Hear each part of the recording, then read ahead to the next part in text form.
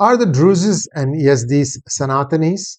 We trace their roots and connect the dots for you. And this is a very interesting slide deck that you're going to be watching here. And a small request to all of you to like this video.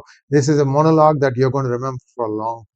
The Druzes and the Yazdis and how they go back or they can trace back their roots to Sanatana Dharma. So here we go. Are the Druzes and Yazdis the last remnants of Sanatana Dharma in Syria and in that region? Well, let's find out. First, let's start with the Druzes.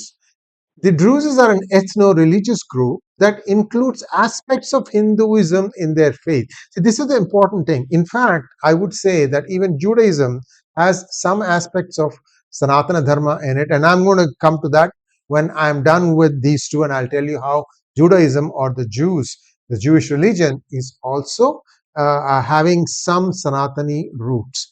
Now, the Druzes are a minority group that live in several countries, including Syria, Lebanon, Israel, and Jordan. They are in small pockets and they tend to be to themselves. They don't, meet other groups. They don't copulate with other groups. So it has been sort of an exclusive group, mainly because perhaps they inhabit remote regions. That part, somebody else, and I'm sure, explain why this is so. But be that as it may be, today these two are the subject of our attention as to whether they are Sanatanis in a previous life.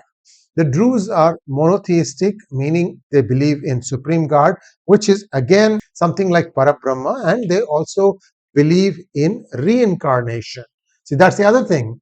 So, where are the Druzes right now? We can see here 4 countries: part of Jordan, northern part, southern part of Syria, southwestern part of Syria, a little bit into Lebanon, and also in Israel. So these are the 4 countries where you are going to find Druzes. Already the people that are there in Israel, they are Israeli citizens. Now, some who are very close to Golan Heights, they have requested that the Israelis annex their portion. In fact, Israel is in some of their areas, so it's possible that Israel might just say, okay, we will take over all these regions that have the Druze minority in them. So that is as far as their geographic spread is concerned. The Druzes started believing in major prophets with time. Initially, they were monotheistic, but over time, they started believing in prophets like Jesus and Muhammad, and minor prophets like Plato, Socrates, and Ali ibn Abi Talib. They believe in the epistles of wisdom, which is the foundational text of their faith.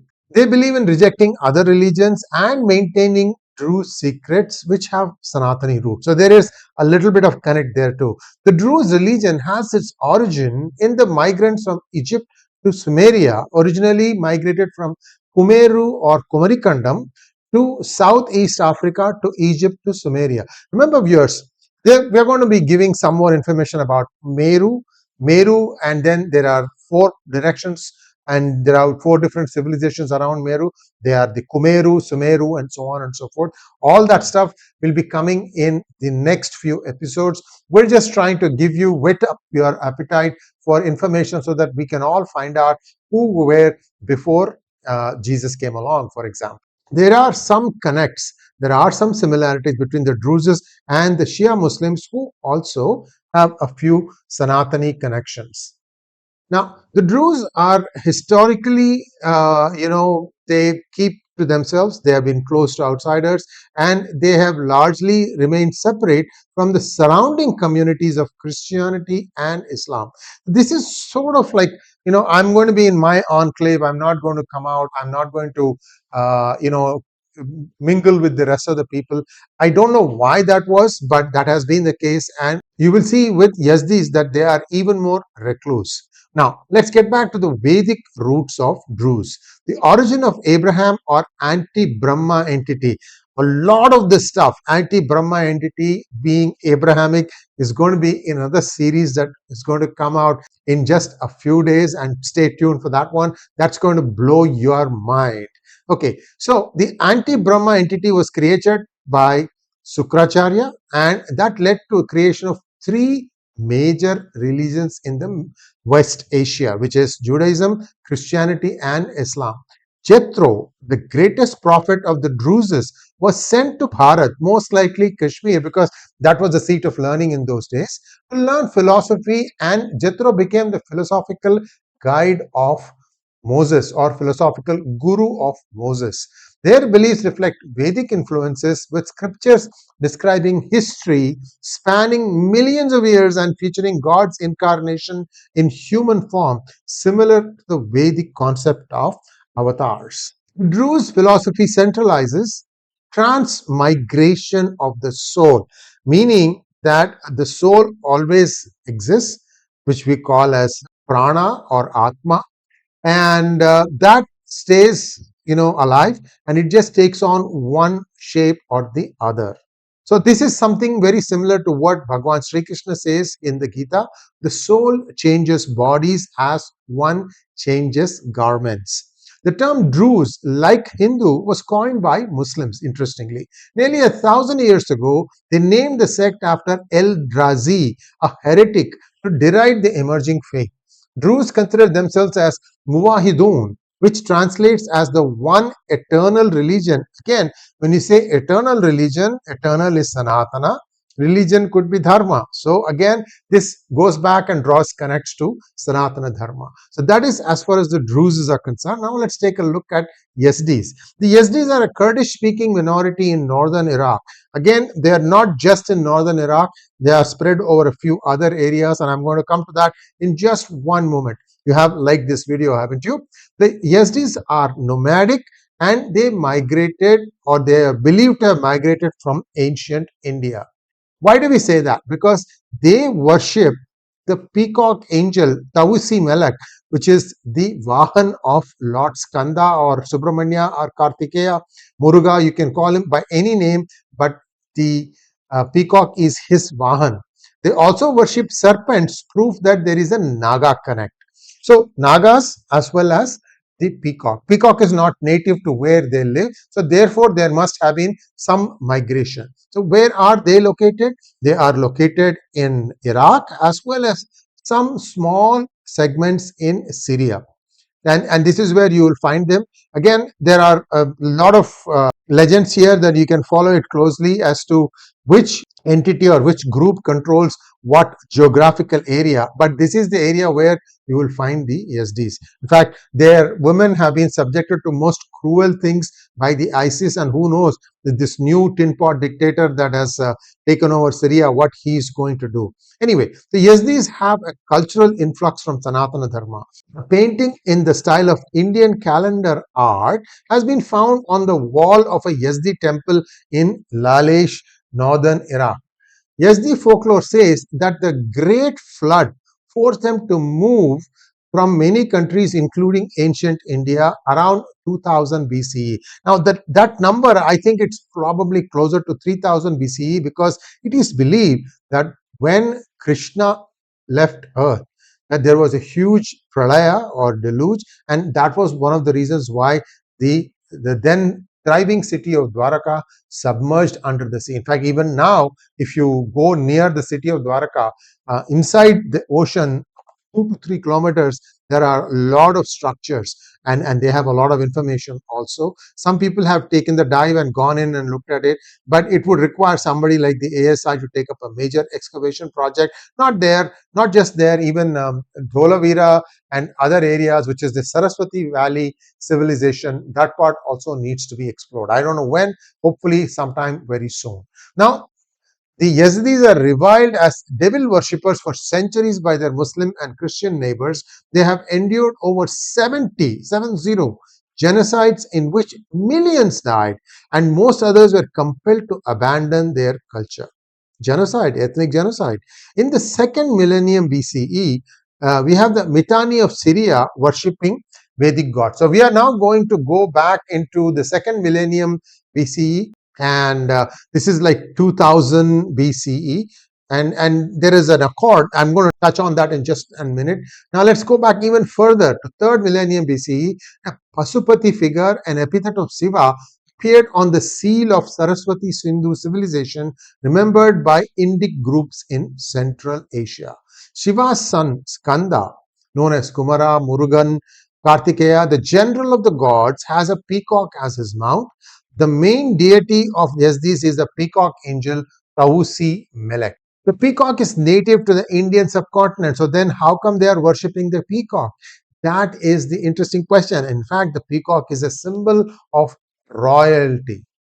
Now, the first known treaty, remember I told you about the Tigris, Euphrates region and the Mitannis, Hittites and the Mitannis. So, the first known treaty in this region was actually signed invoking Mitra, which is Varuna, Indra and Nasatya, Ashwins. And this I've also heard Dr. Nagaswamy mention, because I think it is in his Dharma Yoga book. He talks about the first known accord between two clans quoting Sanatani gods was this Hittite Mitanni pact, where they agreed not to attack each other. Now, their chief festival was the celebration of Visuva, which is solstice, very much like in India. It is not only the kings who had Sanskrit names, a large number of other Sanskrit names have also been unearthed in the records from the Sumeru region. Like what?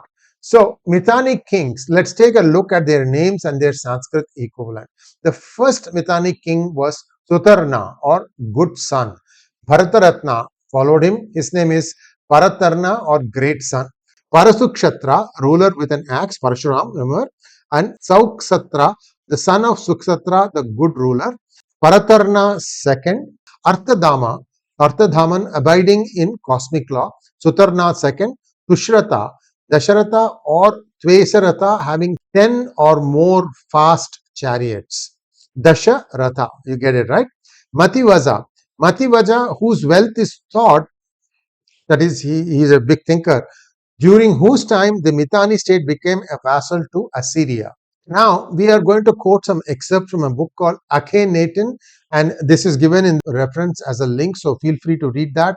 And we're also going to connect some things from the Rigveda, which quotes Surya.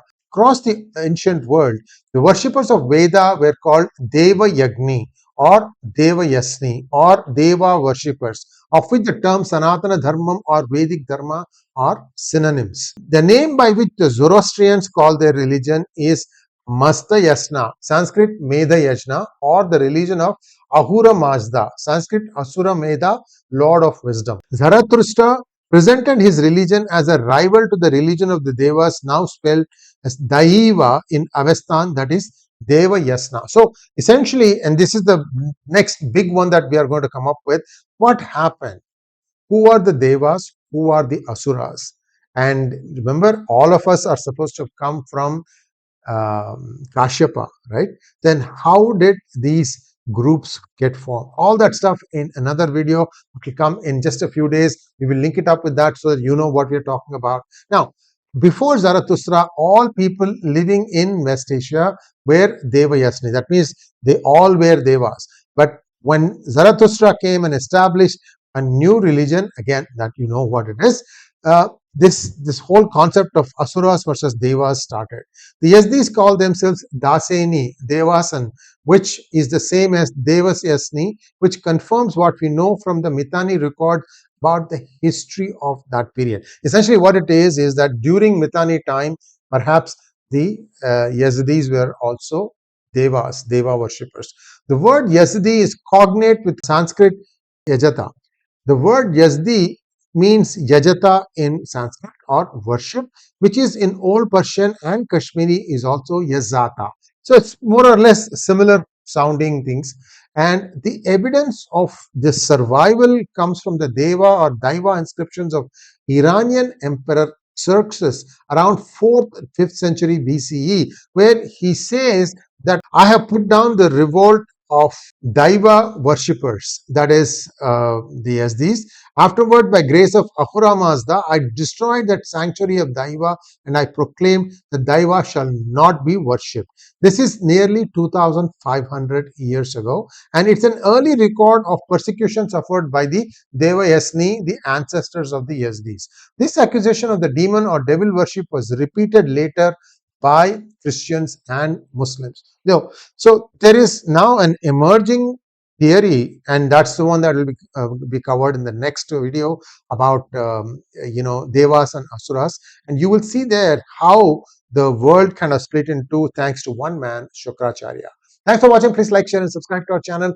Don't forget to click on the bell button for notifications. Namaskar.